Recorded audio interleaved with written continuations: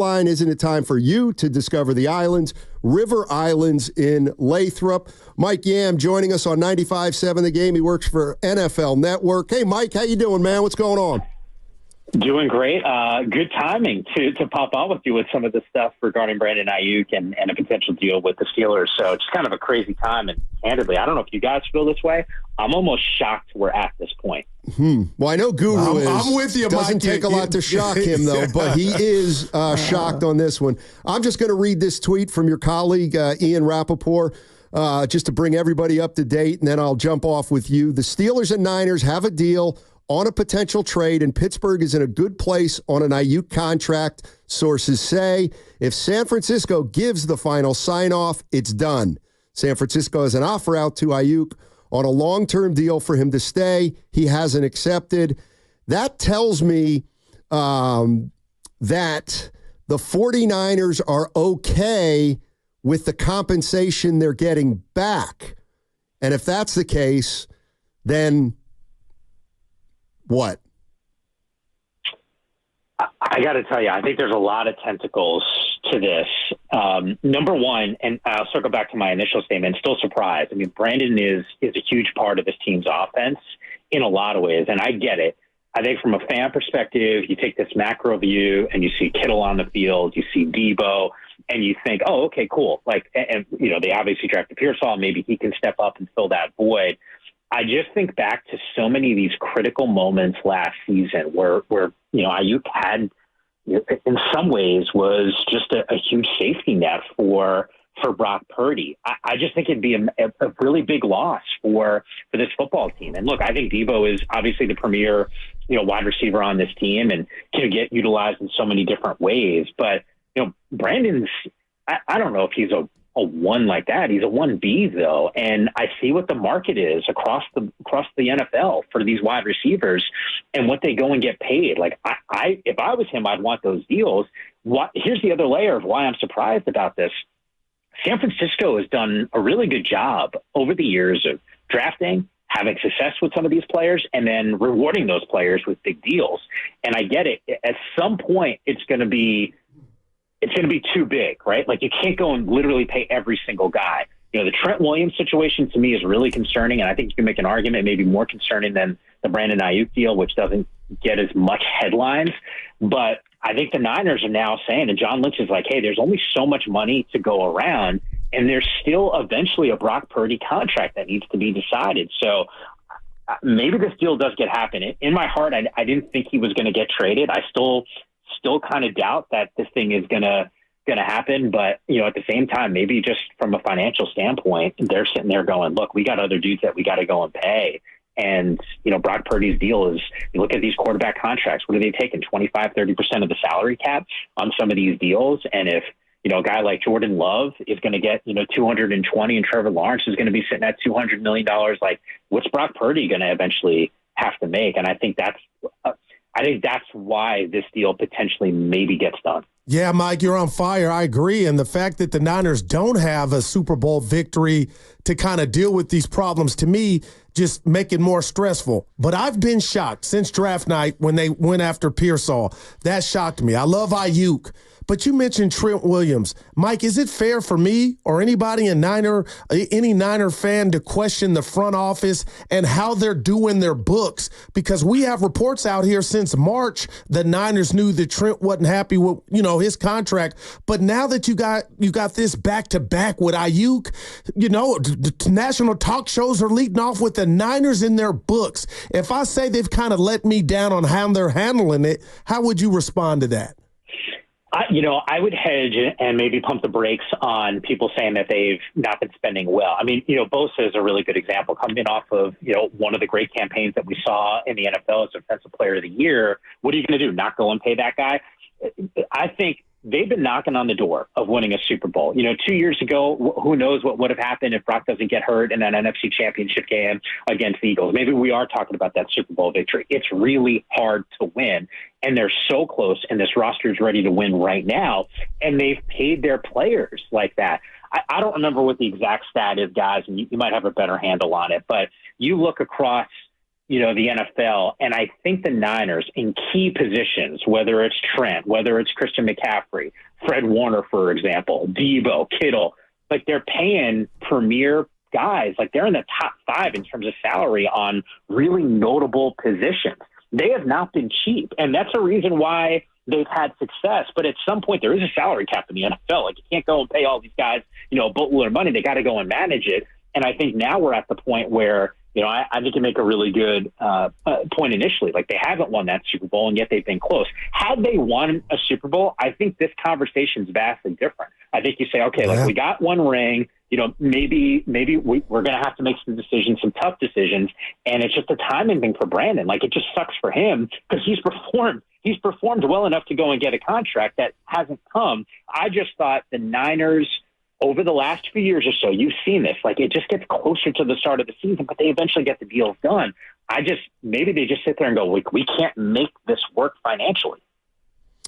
Mike Yam joining us on 95.7 The Game. He works for NFL Network. Here's one thing that crossed my mind, and I'm not saying it's the reason this is happening, but maybe it's just something that's in the equation. They know they're going to have to pay Brock Purdy, and I've been harping on this, so I'm sure some of our listeners are rolling their eyes right now. But right now, the Niners have McCaffrey, they have Kittle, they have Debo, they may pay Aiyuk, and that means if they bring Aiyuk in here, Brock Purdy will quarterback that team. Then they will have to pay Brock Purdy based on this season. But he won't be able to quarterback the team that he's quarterbacked the last 2 years because somebody's going to have to go, one of those weapons. Yep. And one of the things that I'd heard was obviously if you pay Aiyuk this year, then you only get Debo Samuel and Aiyuk for one more year, and we're going to have to lose one of them. So I was thinking, again, not the reason you would do it, but if you play hardball with Aiyuk and he's not here, don't you get a better assessment of Purdy with the type of team he is going to quarterback the next 2 or 3 years? It's a good call. I hate to have that be the reason why you don't try to get a deal done. Look, there's a lot of factors, and I think that's just one layer to it. I think you hit the nail on the head because this is what eventually it's going to be. Hell, last year we were on set, and we'd walk off the set, and I would turn to someone like David Carr and Michael Robinson and go, what is Brock going to get paid? Yep. Eventually, they're going to have to go, and, like, how do you assess this? Because I am not one of those people who says, hey, he's a system guy. Every quarterback in the league is essentially running some sort of system. Like, I just think that is an over-the-top simplification of what this guy is capable and proven that he can do. Like, right now, tell me Brock Purdy has done it consistently, gone through pain, and Jordan Love just got $220 million in a 4-year extension. Like, if he's going to get that, what do you think Brock's going to go and get paid? Now, the biggest challenge is going to be if he doesn't have Brandon this year. Like, this roster is still primed to win it right now. If you said to me, who's the best team in the NFC, I would still point to the San Francisco 49ers and say I would be disappointed if they're not in a Super Bowl. Like, they should be with this roster. They're capable of getting there. And then it becomes, Matt, like, if it's neither or, who's more important to your team's offense? Is it making sure that Trent Williams is happy or making sure that Brandon Aiyuk is? And for as painful as it is, there needs to be a decision that gets made. And to me, I'm going Trent 100 out of 100 in that scenario. Wow. Mike, you know what? I've told my partner he thinks I'm crazy. I don't think either party wants a divorce, Brandon nor the Niners. But with that said, in your opinion, why do you think it's dragging on? Do you think it's more so Aiyuk or the Niners? It's a really good question. I haven't thought about it in those terms. I think maybe it's got to be the Niners, right? Because if you're Brandon Aiyuk, like, you've been asking for this cash and you want to get paid, and if there's a deal that you like, of course you're going to go and just say yes to it. I just think it's a matter of, and look, Ian Rappaport, my colleague at NFL Network, and Matt, you started the segment by reading his tweet and what he put out there. There is an offer. It might just not be financially what Brandon is looking for. And all of these deals, they all go up. Like, when we were having this conversation about Lamar Jackson's contract, the other offseason, sitting there going, like, why, if you're Baltimore, why don't you just get this done? Because the longer that goes by, the more expensive it's going to be. And I think Brandon's sitting here going, no, guys, like, I am one of the best wide receivers in the NFL. His camp feels like that. He feels like he's had that production. We're on a really good team that can win the Super Bowl. You need me to get over the hump. I have some leverage here. That's probably what he's thinking.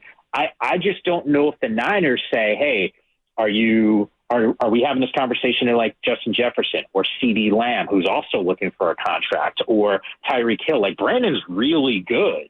I just don't know if Brandon's looking, what kind of money Brandon's actually looking for, and if the Niners see that number and go, hey, we love you, dude, but we got other decisions to be made. We want you to be a part of this team, there's no doubt, but we just can't pay you like you want to get paid. So I guess I would still net out that it's probably a little bit of both, but maybe I'd lean closer to the team.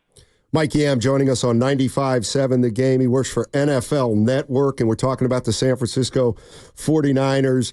Mike, when do you make a determination, and he comes courtesy of the River Islands guest line, Mike, when do you make a determination about whether what's going on with the Niners right now is just kind of business as usual, as opposed to, I don't like the way that things are going even before we've played a regular season game?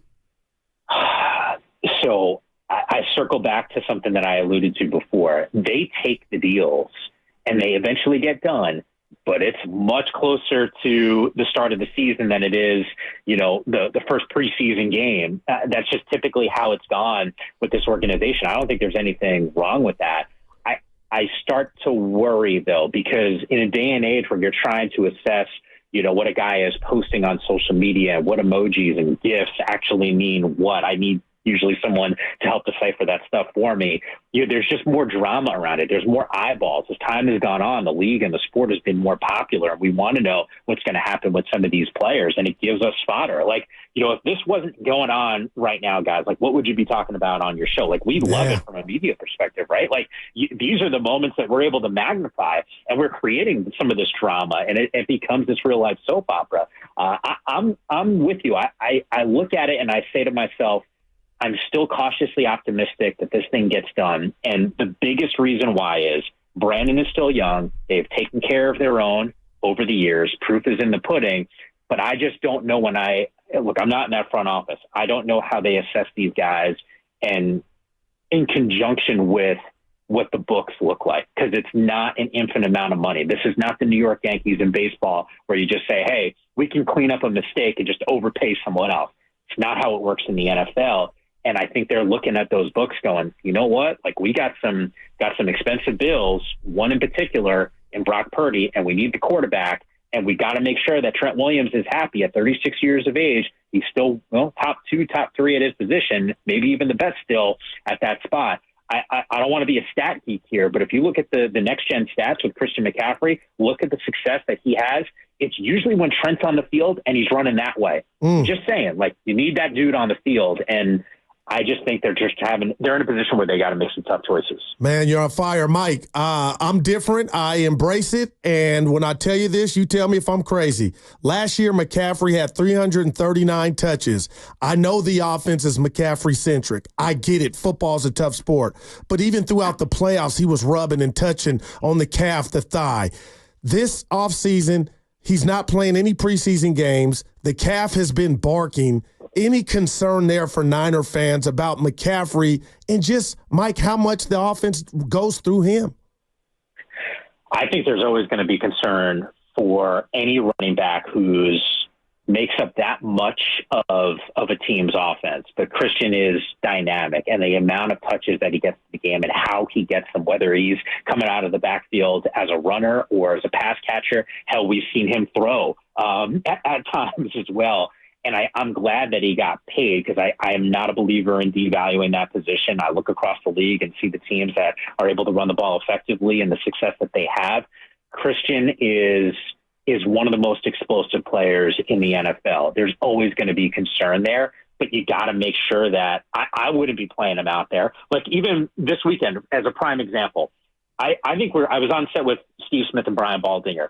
We're looking at each other in these breaks going, damn, I saw Joe Burrow play in the preseason. That's kind of cool. I saw Patrick Mahomes play in the preseason. It's the first preseason game number 1. And we're seeing notable quarterbacks out there getting some reps. Now, granted, they're not out there for, multiple series. Maybe it's one, maybe it's 2 series, and it's a short period of time. But I don't really remember seeing that, 5 and 10 years. Like, you just didn't play these guys really because you were worried about them getting hit. So it is something in my mind where I'm going to be concerned, but I can't go into the season freaking out about it.